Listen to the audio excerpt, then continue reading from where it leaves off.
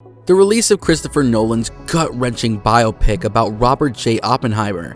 People are clamoring outside theaters to get their hands on tickets to watch Nolan's take on the team of scientists who invented the deadliest weapon humanity has ever seen. Here's a list of facts that you need to know about this film to prepare you for an exceptional cinematic experience. IMAX and Panavision cameras. When you've got Nolan and IMAX paired up for a project, you know the movie's going to be amazing. Nolan has a history of partnering with IMAX to give the audience an immersive cinematic experience. While he shot Oppenheimer with the same IMAX and Panavision cameras he used in his movie for The Dark Knight, it only makes sense for Nolan to use the highest resolution cameras ever made for this passion project that has been in the works for years. The IMAX film reel weighs about 600 pounds and expands to a length of 11 miles. Nolan's first R-rated movie in 2 decades. Nolan has steered clear of rated R movies for about 2 decades. The last one he did was in 2002's motion picture Insomnia, starring Robin Williams and Al Pacino.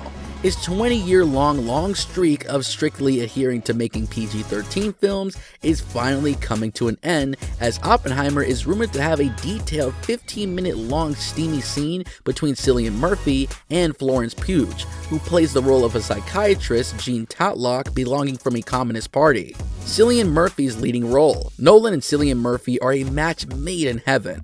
Murphy seems to be a Christopher's prize child, as the two has worked on a total of 5 projects together, with Oppenheimer being the 6th and the most anticipated one to date.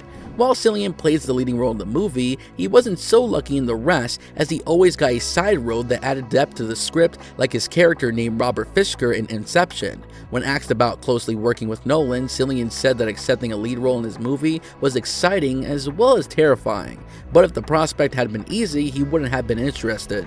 It's the thrill that gets him off. Nolan's first time working without Warner Bros. All of Nolan's movies have been released in collaboration with Warner Bros. Oppenheimer stands as an exception. The director had a falling out with the studio back in 2021 when it decided to release all of his 2021 films on HBO Max. The studio wanted to gain public attention while the world was still dealing with the effects of the devastating virus. Nolan said that the studio's move of not respecting the contract and releasing all the movies on streaming sites when the initial plan was to release them in cinema was quite cowardly. Cast unaware of the roles they'd be playing until the very end. Oppenheimer's cast is simply out of this world.